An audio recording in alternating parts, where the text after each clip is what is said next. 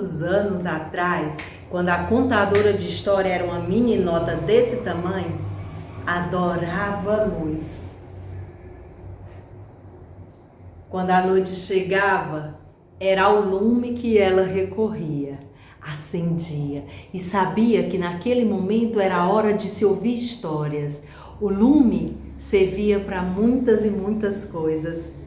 Às vezes, para seguir em procissão, onde o fogo brando passava de vela em vela, de lamparina em lamparina, e sobre a fé de cada fiel que vinha à cidade de Juazeiro. E saíam numa procissão linda chamada Candeias.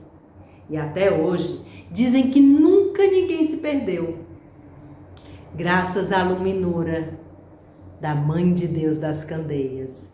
E foi numa noite de luminura como essa que ouvi a história que conto para vocês agora. O portal das histórias se abre com 3 palavras mágicas. Era uma vez. Dizem que o fogo serve para muita coisa. Quando um pescador está em alto mar e desaparece, se os amigos querem saber onde está, onde se encontra, basta colocar lume. E onde o lume para, vai lá, que busca o tal pescador e traz para a beira da praia. Mas aqui no Cariri nunca teve mar. Bom, nunca teve mar, isso já é uma outra história, porque dizem que esse lugar inteiro um dia já foi um grande mar. Até conselheiro falou que um dia o sertão vai virar mar, mas enquanto não vira mar, conto para vocês a história do meio de uma floresta chamada Araripe.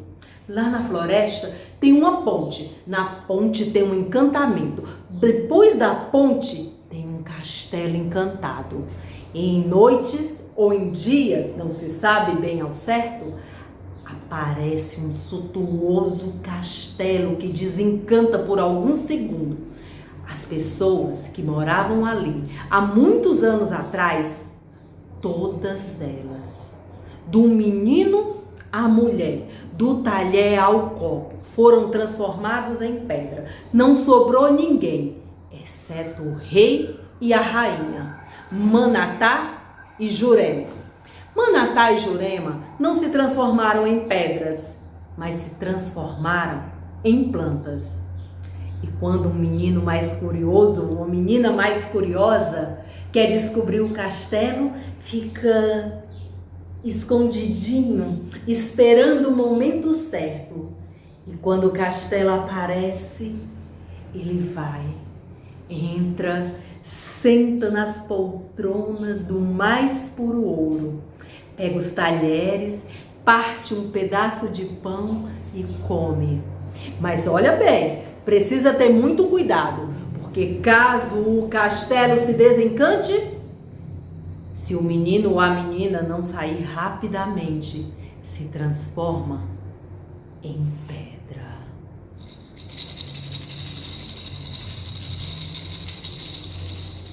E essa história me contaram e eu lhes contei.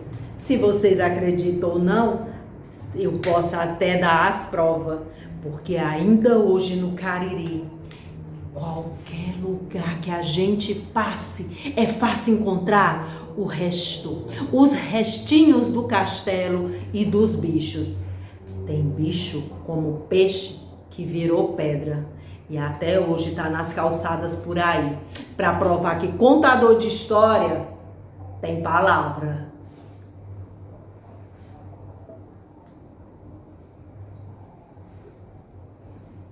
A luz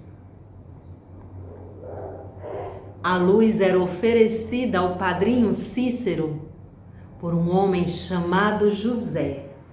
José era seu devoto. Todos os dias rezava a oração que o padrinho havia lhe ensinado e lhe oferecia o seu mais brando fogo.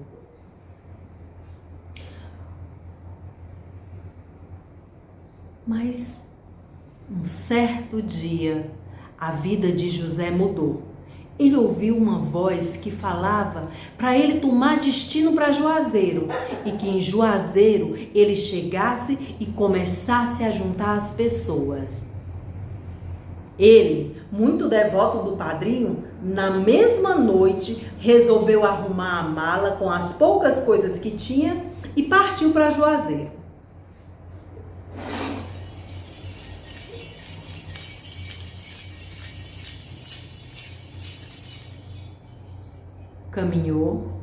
Caminhou, até que na cidade chegou. Na cidade, ele começou a organizar um comérciozinho, uma banquinha simples no lugar chamado Pirajá. E lá no Pirajá, ele tinha uma banca. Todo mundo ia, comprava e nada de especial acontecia. E aquele chamado ficava na cabeça dele, mas ele não via como fazer nada. Até que um dia apareceu uma mulher alta, magra, vinha vestido do mais belo azul, azul de promessa como um manto de Nossa Senhora. Ela vinha, passou, José olhou e ela voltou e disse: José, não te mandei vir para Juazeiro para vender nada? Siga-me, venha comigo porque preciso lhe falar. José deixou a barraca e seguiu. Foi até a colina do Horto. Subiu um sol quente que só juazeirense conhece, um calor. E quando José chegou lá, ela falou: olha, José, junta as pessoas, junta todo mundo, que a partir de agora serão aves de Jesus. Ninguém mais ficará sem ouvir as palavras do nosso breviário. Foi falando isso e José se encheu de expectativa e quando saiu dali vestiu também de azul. E vestido de azul de promessa ele seguiu.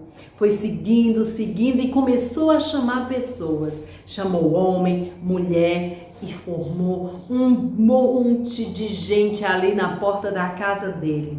Eram peregrinos de Jesus, aves de Jesus, vestido com branco e azul, azul de promessa, assim como ele sempre ouvira falar. E começaram a pregar. Pegaram os documentos que tinham, cortaram, rasgaram e jogaram. Morria naquele instante aquelas vidas e aquelas pessoas, mas nasciam aves que voavam, cresciam e embelezavam de um azul claro e limpo como um céu. Todos falavam, todos pregavam.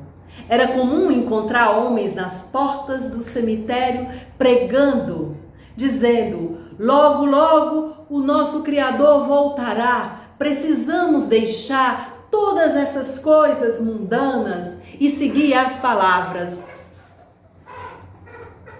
Um certo dia, José colocou na cabeça que queria ter uma lembrança de Mamãe Anja. Era assim que se chamava a mulher que se vestia de azul. Chegou no horto e insistiu. Mamãe Anja logo foi falando: eu não gosto de foto, eu não quero essas bobagens. Pra que foto, José? Que besteira! Mas José tanto insistiu, que Mamãe Anja acabou fazendo uma foto. Quando a foto foi revelada, todo mundo ficou surpresa, se entreolharam. Alguns até pegaram o lume, na esperança de ver mais de perto aquela foto. Mas o que os olhos das pessoas viam, as confundiam. Guardaram então a foto. E quando Mamãe Anja partiu, e o som cessou. As aves azuis se arrebanharam, e envolto dela se despediram e continuaram a pregar, e era comum ver aquelas pessoas passando por ali vestido de azul de promessa, e os outros se perguntando como em pleno século XX ainda existia pessoas que se vestiam daquele jeito, que eram peregrinos. E ali olhavam e ficavam admirados, até que uma certa manhã apareceu uma contadora de histórias e queria, porque queria, contar essa história, mas também queria ver a foto de Mamãe Anja. As pessoas abriram as portas. Ela foi entrando e o rapaz falou: olha, dona moça, a senhora sabe, né? A senhora sabe, dona moça, que os nossos irmãos, eles acreditam em muita coisa. Eu sei sim, eu também acredito em muita coisa. Mas será que você está pronta para ver a foto da Mamãe Anja? Estou sim. O rapaz entrou e lá no final, numa mala amarela, ele abriu e trouxe a foto. Vinha envolto de um papel e de um tecido azul. Ele então retirou com muito cuidado, como quem pega um tesouro. Olhou para a moça e perguntou mais uma vez: você está mesmo preparada? Então ele mostrou a foto. A moça ficou boquiaberta e disse: mas essa foto é mesmo da Mamãe Anja? É mesmo dela.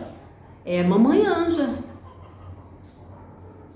Dizem que a moça não disse mais nada, mas guardou a lembrança.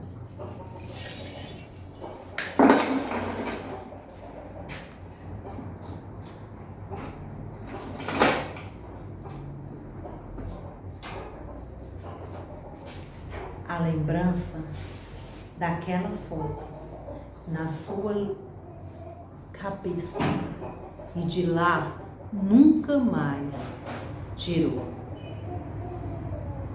Porque caminhos tão longos, cheios de pedra e areia,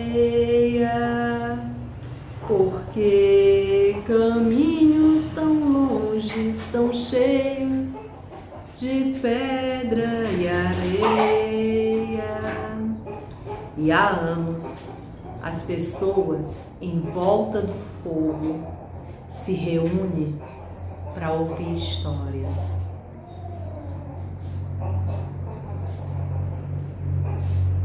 Assim me contaram, e assim espero que o fogo brando chegue nos corações de cada um.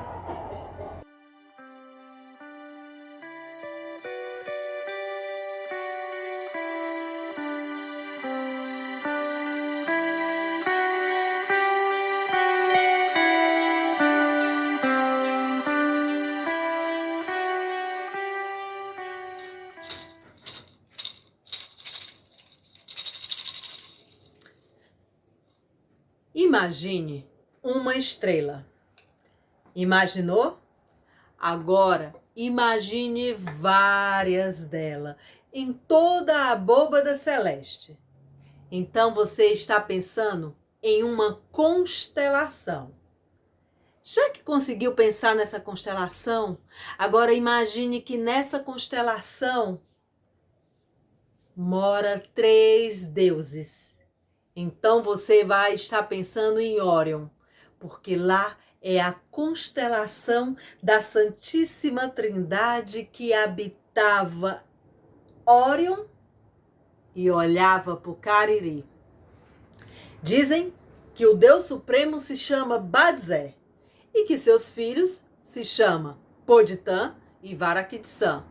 Os 3 olhavam para a terra E o mais caprichoso deles, porque ele é caprichoso, olhava para a nação e se identificava, porque tem lugar que é a cara da gente. Ele então viu que havia feito diversos homens e uma única mulher, e naquele lugar chamou de Cariri. Ele então olha para os seus filhos e diz: Poditã, criei a nação Cariri, mas preciso que você desça na terra e ensine esses homens a viver em harmonia com a natureza. Dizem que Poditã não pensou duas vezes e falou: Desço hoje mesmo, pai, e farei desses homens a própria extensão da natureza. E naquela mesma hora, na mesma hora que o Deus falou, Poditã desceu. Dizem que nessa hora o sol brilhava e era dia. Ele juntou todos os índios e naquele momento ensinou a nadar. Quando o sol já estava no meio do céu, ele juntou os homens e ensinou a plantar. E quando o sol já havia se impondo, juntou os homens, levou para o meio da mata e os ensinou a caçar. Dia a dia, Poditã ia ensinando tudo o que sabia. Ensinou quais ervas deveriam colher para benzer, para fazer remédios. Ensinou também quais ervas deveriam ser usados para os seus rituais. E assim a nação ia crescendo. Dizem que nessa hora Poditã reparou que ali só tinha uma única mulher e pensou: será? Será mesmo que Badzé se enganou e para essa terra apenas uma mulher mandou? E dia a dia a nação ia ganhando forma.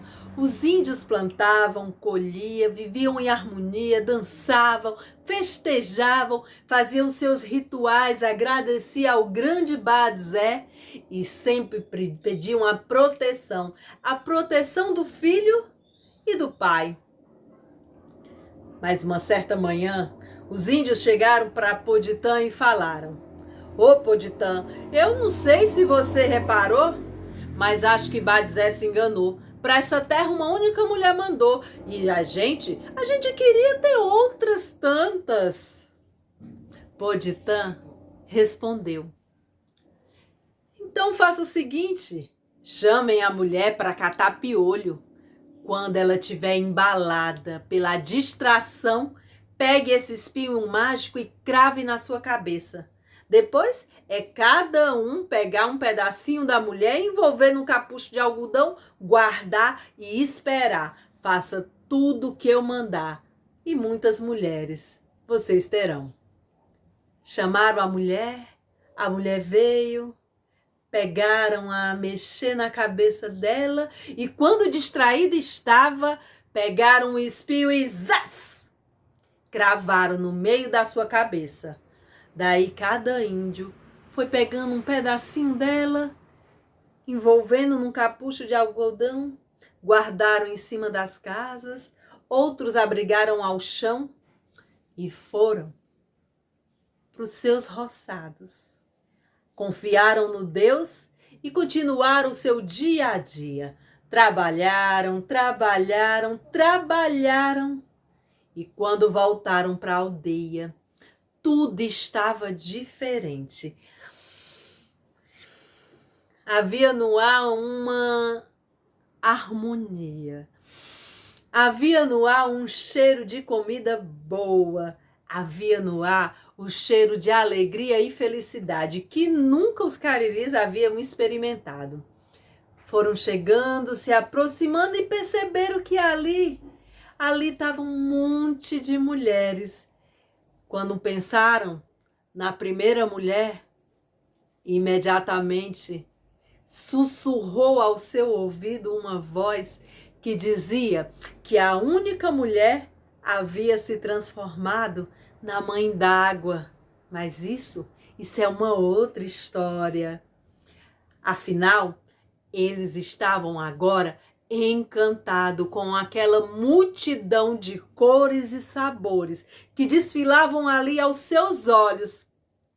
Imediatamente, eles foram se chegando, se aproximando, comeram, dançaram, festejaram e quando foi à noite, entraram nas suas redes e dessa forma puderam afugentar o frio e o medo da noite escura. E o tempo foi passando. E o tempo é um senhor capaz de dar solução e capaz de mudar a vida de cada um. Passou-se o tempo passou e de repente os curumins chegaram. Era curumim de todo jeito, de olho arregalado. Mal começaram a andar, já aprenderam foi a nadar. Os índiozinhos com olhos redondinhos, cabelo liso e olhar de esperança, viam nos pais a mais pura bonança. Cada um fazia com que aquela aldeia vivesse em paz e tranquilidade. Mas lembram? Lembram do outro irmão? Pois é, Varakidsan, lá de cima, olhava e não gostava nada do que via. Sabia que aqueles meninos, aquele monte de curumim, aquilo não era um bom momento. Viu também que Badzé olhava para a nação e sentia uma felicidade sem tamanha, principalmente ao ver os curumins. E não pensou duas vezes. Varakidsan resolveu descer à terra dos curumins, a terra dos cariris. Sua vingança seria contra os meninos. Esperou o dia propício. O dia propício foi justamente na manhã em que os homens saíram. As mulheres haviam ido lavar roupa no rio. Os homens haviam ido pescar. E os mais velhos iam buscar as ervas de curar. Só havia ficado na aldeia toda a meninada. Uns pulavam, outros corriam e se balançavam nas árvores. Era uma felicidade só. Menino gritava: desce daí, curumim! O outro sorria, pulava, brincava, gritava e... Varakidsan chegou. Foi chegando. Não disse uma única palavra. Apenas com o olhar, ele transformou cada menino em um porco-espinho. Os primeiros foram aqueles que estavam dependurados nas árvores. Cada menino que era olhado pelo tal Deus era transformado imediatamente em um porco-espinho. E todos aqueles meninos agora eram porcos-espinhos. E ele não se conteve. Viu que no meio da aldeia tinha uma árvore do conhecimento do bem e do mal. A árvore era tão alta, mas tão alta, que a sua copa encostava no céu. Ele pegou todos os meninos e foi empurrando, e todos eles, um a um, subiram na árvore e ficaram presos no firmamento. Mas o seu trabalho ainda não estava terminado. Imediatamente Varakidsan gritou: formigas azuis! Formigas azuis! Venham e corte o tronco da árvore. As formigas, que não são muito dadas à fala, tal como as pedras, foram cortando, até que aquela árvore imensa caiu ao chão. e os curumins ficaram presos no firmamento. Quando os homens chegaram, atrás deles vinham as mulheres e os anciões. Não encontraram nenhum curumim. Procuraram e nada. Então a primeira mulher chamou com uma vozinha fraca, uma voz de poço: curumim? Curumim? Ninguém respondeu. As mães começaram a procurar. Foram procurando e nada de achar. Então o desespero começou a bater nas mães e as mães agora gritavam em coro: curumim! Nada. Ninguém aparecia. Nenhum curumim. Começaram os homens, os velhos e as mulheres. E numa voz de bicho ferido, de mãe que não encontra a cria para acalentar, elas gritaram com a dor de abrir o coração da floresta de meio a meio. Curumim!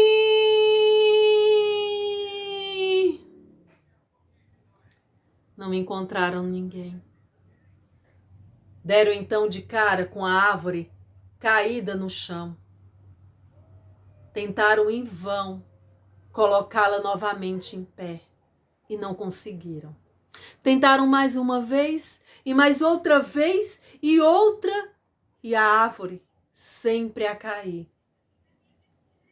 E eu não sei se vocês sabem, mas quando a força física acaba, é para a divindade que a gente apela. As mulheres queimaram as ervas. Os homens dançaram. Os velhos fizeram seus rituais e imploraram a Poditã. Poditã, as nossas crianças foram embora, Poditã. Traz os nossos curumins. Sem curumim, a gente não tem amanhã. Poditã falou: peçam a Badzé. Somente Badzé, que é Deus Supremo, poderá ajudar vocês. Eles então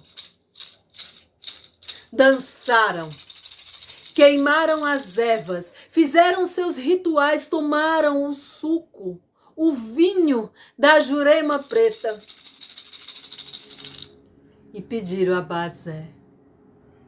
Badzé, imediatamente, feliz com a visita dos encantados, resolveu destransmutar todos os porcos espinhos em meninos curumins, e cada um foi descendo por um arco-íris que lhe se via de escorregador. Zum! Zum! Um a um, cada menino desceu de novo para a terra Cariri. As mães abraçaram, seguraram as suas preciosidades como quem segura o futuro da nação. Ficaram ali por um longo tempo, acarinhando cada cria sua. Os índios dançavam, pulavam, festejavam e agradeciam a Badzé. E Varakidsan? Bom, Varakidsan teve um grande castigo. Esse castigo, eu não sei contar para vocês o que foi, mas prometo, se eu descobrir, eu volto a contar. Mas o que eu sei mesmo é que a partir daquele momento, a nação voltou a ter amanhã. E dessa forma, até hoje, existe curumim espalhado a dançar, a cantar, a festejar e principalmente a permitir que as pessoas possam sonhar com o amanhã.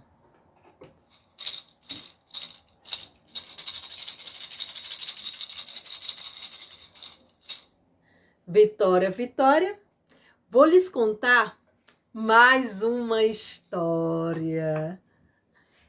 Essa história, quem me contou, jura que é verdade. Dizem que há muito, muito tempo atrás, aqui no Juazeiro do Norte, tinha um homem alto, magro e que tinha a elegância de um príncipe. Na verdade, o ofício que lhe tinham dado era de carpinteiro. Uma certa manhã, na sua oficina, ele está a trabalhar, quando uma farpa fura o seu dedo. E ele percebe que o sangue dele não é vermelho como qualquer sangue humano. O sangue dele é um sangue azul. Imediatamente ele vê e diz: ora, ora, sangue azul?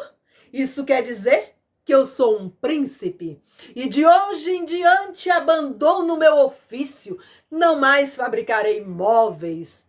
Serei agora o príncipe Ribamar da Beira Fresca. O príncipe Ribamar passou então a usar um paletó branco. Colocou no peito as diversas medalhas que ele mesmo havia dito ter ganho. E assim passava dias e mais dias, descendo as ruas, subindo outras, e o povo a falar: olha o príncipe Ribamar, lá vem Ribamar. Ribamar trazia uma mala, e na mala a esperança de mudança. Ribamar queria mudar o mundo inteiro. Ah, quando ele abria aquela mala, ele via que lá dentro tinha os seus planos. Pensou em um mundo inteiro, repleto de escola. Todos os meninos do sertão teriam na sua mesa pão e cajuína. Não faltaria escola. Ah, e aquelas bananas que são meio tortas? Ribamar pensou em fazer uma fábrica onde as bananas seriam desentortadas. E para aquelas pessoas que gostam de fumaça, prometeu engarrafá-las e vendê-las e trazer lucro à cidade. E Ribamar pensava, dizem que encontravam muito ele na porta do banco, sempre com seus planos. Até que um dia, porque sempre tem um dia que a vida da gente muda. Pois não é que alguém entregou para Ribamar uma foto? E quando Ribamar olhou para a foto, ele ficou apaixonado. A foto era de Mona Lisa de Da Vinci. Daquele dia em diante, Ribamar não tinha olhos para mais ninguém. Só pensava em sua Mona Lisa e de como faria para trazê-la da Europa até o Cariri. Como ela chegaria a Juazeiro do Norte. Foi pensando e sempre a colocar no seu paletó as medalhas. Dia de 7 de setembro era comum ver Ribamar ali, no palanque, junto com os prefeitos e as autoridades, mas a autoridade maior não existia no Cariri do que Príncipe Ribamar. Quando alguém queria tirar dele a sua felicidade, era só dar um jeito de sumir com Mona Lisa, pegar a foto, surrupiá-la e guardá-la ou escondê-la. Então se via a figura do príncipe tristemente, embalado por um guarda-chuva branco que lhe cobria todo o corpo e lhe deixava a tristeza sombreada pela perda da foto da amada. Ribamar se entristecia. Ribamar parecia flutuar no meio da praça. E quando uma alma generosa achava a figura de Mona Lisa, entregava ao príncipe e lhe devolvia o mais terno sorriso. Ribamar voltava a ter o coração embalado pelo amor. Até que uma pessoa olhou para o príncipe e falou: Ora, Ribamar, o amor que você sente por Mona Lisa é muito sincero. Mas como é que Mona Lisa vai chegar no Cariri? Se todo mundo sabe que nesse sertão não tem água, não tem mar. Ela mora na Europa. Ela só poderia vir pelo mar ou pelo ar. Mas Ribamar, eu não sei se você sabe, mas aqui no Juazeiro não tem aeroporto. Se eu fosse você, Ribamar, eu fazia um aeroporto. Quando ouviu aquela história, Ribamar começou a reunir todos os homens. Chamou alguns e prometeu que quando Mona Lisa viesse trazer no seu dote, lhe entregaria a recompensa. Outros foram pela pura brincadeira e outros foram porque gostava do bom príncipe. Trabalharam, trabalharam, trabalharam e trabalharam, até que a pista ficou pronta. Agora, qualquer avião poderia vir trazendo seu amor. As semanas foram passando e um a um foram embora. A única pessoa que ficou foi o príncipe Ribamar. Esperou, esperou, esperou. E nada de Mona Lisa chegar. Quando a população da cidade já havia até esquecido do tal príncipe, eis que num domingo, na hora da missa, ele aparece com aquele guarda-sol claro, lhe cobrindo o corpo inteiro. Entra, fecha o guarda-chuva e se ajoelha ao altar, como um príncipe que espera a sua princesa para casar. Ficou ali por um bom tempo. Dizem que ninguém nem deu conta. Depois de um certo tempo, pegou o guarda-sol e saiu, sem destino e sem volta. Dizem que foi embora. Alguns falam que ele encontrou Mona Lisa. Outros falam que ele ficou mais louco do que já era e de príncipe se transformou em rei.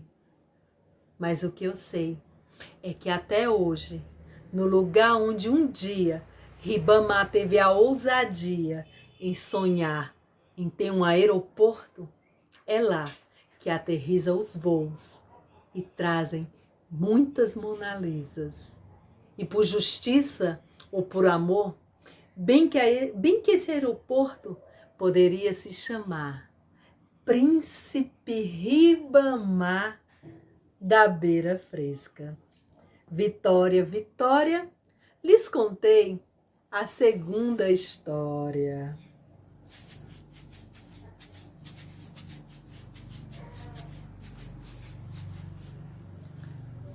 O mar sempre viveu na cabeça das pessoas. Todo mundo diz aqui no Cariri que um dia todo o sertão vai virar mar. Se vai virar ou não, tem que esperar para comprovar. O que eu sei é que por aqui morava um homem que se chamava Marinheiro. O mundo havia assim o acunhado. E ele, com esse nome, sonhava com a beleza do mar. Já tinha uma certa idade quando os meninos já começam a trabalhar, mas até essa data nunca tinha visto o mar. mas escutava. Ali nas rodas, no meio do terreiro, as pessoas falando que existiam homens tão bravos, mas tão bravos, que saíam no meio do mar e iam buscar o sustento. Abençoado pela mãe das águas Iemanjá. E marinheiro, ao escutar aquilo, ficava ouvindo o barulho, sentia a maresia, sentia, cheirava e percebia a imensidão das águas. Passou-se um tempo e mais um tempo, e agora ele já era homem feito e continuava sem conhecer as belezas do mar. Mas era tempo de trabalhar e resolveu fazer uma oficina. Dizem que uma certa manhã ele teve a ousadia de pegar um chocalho e levar o ouvido. E o que ele ouviu lhe embalou o corpo e a alma. Ali, naquele chocalho, tinha a sonoridade do mar que tanto ele ouvira falar. Resolveu então ter na sua oficina o guardião da sonoridade do mar. Fabricou com material que pôde uma pequenina oficina no final do quintal. Trouxe uma chapa de metal sem vida. Pegou a chapa, pegou o martelo e começou a bater. Iria fabricar chocalhos. De agora em diante, ele iria botar beleza no mundo. A partir daquele dia, todos os caprinos bovinos andariam com o mar pendurado no pescoço. Pensando nisso, ele fez a oficina e continuava a fabricar. Olhou as mãos, que agora traziam calos, o ouvido, que trazia um zumbido, mesmo quando o martelo parava. As marcas no seu corpo contavam a sua história. E ele fabricava. Tinha alicate, tinha tesoura, ia dando a forma daquele instrumento. Martelava e martelava. Até que conseguiu compor o seu primeiro chocalho, uma leva delas. Ali, todos empilhados na sua mesa. Mas era necessário costurar o seu chocalho com fogo. E ali na forja, construída por ele pegou o chocalho, pegou barro, pegou capim, amassou numa grande bola como quem faz um pão e que vai solvando. Marinheiro então percebe que as suas mãos trazem a arte milenar do fabricar de uma artesania que pede paciência. Pega papel, embrulha o chocalho no papel e lhe embarra todo, para que assim, indo para a forja, ele possa costurar. Ele espera mais um pouco e com todos os chocalhos embarreados, vai colocando um a um na forja. É com fogo que ele traz o mar. Ele vira para lá e para cá, aquele objeto guardador da sonoridade, vai virando e espera, porque a espera é necessária em qualquer artesania. E quando finalmente dá o tempo, ele tira aqueles objetos do fogo e joga ao chão.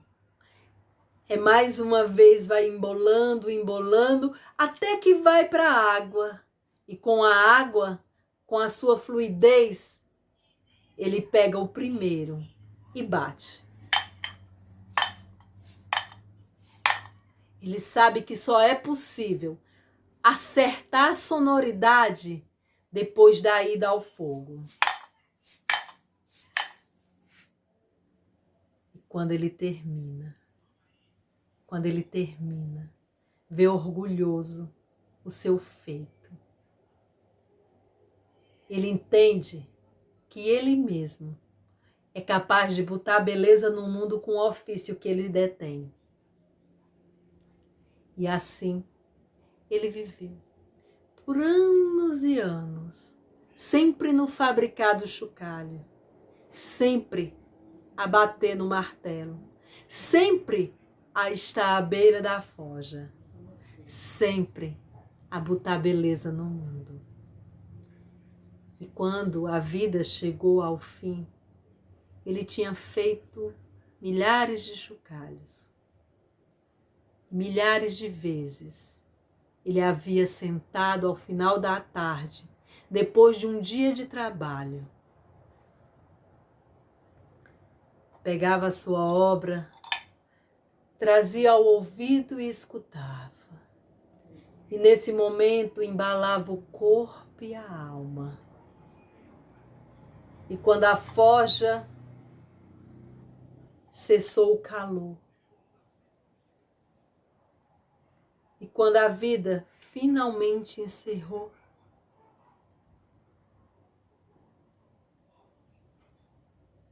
ele voltou. Nunca conseguiu ver o mar. Nunca pisou na vastidão da cama de Iemanjá com seus pés. Nunca molhou nem a ponta do dedo no salgado mar. Mas graças a marinheiro, não existe um único menino em todo o sertão que não tenha ouvido um dia o chocalhar do mar.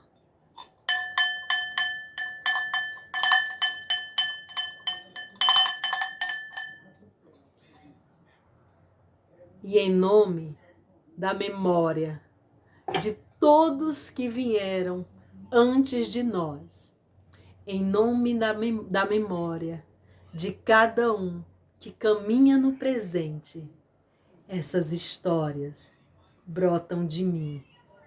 Assim eu ouvi, com a voz da emoção.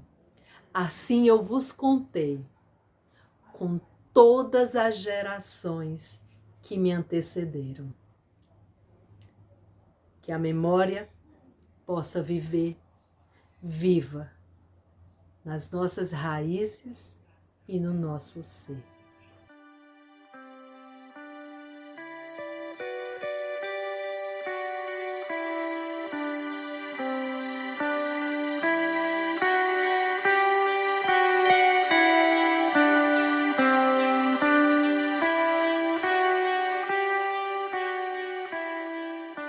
É tempo de Natal. Natal é uma época diferente para todos. Em alguns lugares, o céu ele fica tomado por frio, chega a nevar, mas no Cariri não. No Cariri tudo é diferente. Ali no gigante, onde esconde pessoas diversas e pinturas diferentes, naquele gigante guarda casas que são ladeiradas. Essas casas são pintadas de diversas cores. As suas fachadas podem ser contempladas com um olhar e esse olhar atravessar. E lá dentro da casinha pequenina, e lá no fundo, onde o pequeno ainda é mais pequeno, tem as oficinas. E as oficinas, as mulheres, sempre elas, as mulheres passam o tempo a costurar, a colar, a remendar, a enfeitar e a embelezar. Bom, é Natal. A meninada começa a se juntar ali na porta. É uma algazarra, é um entra e sai também das próprias mulheres, que corre para lá, às vezes grita de cá, se coloca aquele espelhinho colado lá na cafuringa do Mateus, porque daqui a pouco ele precisa invadir as ruas.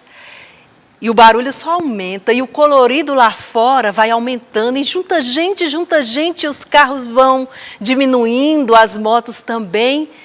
Dentro de pouco tempo, a Rua do Gigante João está tomada de pessoas coloridas, vestes de cima a baixo, espelhos, belezas, alguns com colete, outros com coroas, alguns com cafuringa, espada na mão, e a alegria imensa no coração. Não faz muito tempo, não. Veio a chuva do caju, mas a chuva do caju só aumentou o calor. O calorão toma conta. É calor de 40 graus, no meio do Cariri. Bom, e é Natal. E o Natal chega e junta toda a meninada, os homens, as mulheres. É hora de fazer a peregrinação que os reis magos fizeram há muito tempo atrás. E ali, naquela casa pequenininha, pequena, esquecida, ladeirada de tantas outras, desce toda a procissão. Os reis, os meninos, as meninas, as guerreiras, os palhaços, o mundo inteiro cabe ali nas ruas do João e desce e vão batendo de porta em porta, ou de casa ou de fora, abre as portas que o rei vem a chegar, vem todo mundo, se pode doar, se pode ficar, mas abra as portas que o menino vem a anunciar. E aquela procissão vai descendo, e em cada casa, em cada porta, em cada batente, é ali, na calçada ou no meio da rua, que todo aquele povo festeja. Daqui a pouco, o menino nasce. Daqui a pouco, é necessário que a própria esperança, em dias melhores, possa invadir as casas e os corações de todo o povo. Porque é Natal. E Natal é época de renovação. Porque é Natal. E o ano foi um ano tão difícil. Mas o colorido da arte e da cultura não nos deixa parecer cansados, apesar de estarmos. Ele deixa transparecer a alegria de quem corre, bate a porta e porta batida é porta escancarada para a alegria. Feliz Natal no Cariri é de calor imenso, calor humano, calor de rachar a moleira, mas acima de tudo é época de dizer que cada um que transforma o seu lugar, o seu espaço, numa oficina de arte. E esse brincar se espalha de casa em casa, de rua em rua e chega no coração, nos ouvidos de quem escuta e guarda o conto, na memória, no afeto e repassa essa história. Eu sou Elizabeth Pacheco, sou contadora de histórias. Gratidão.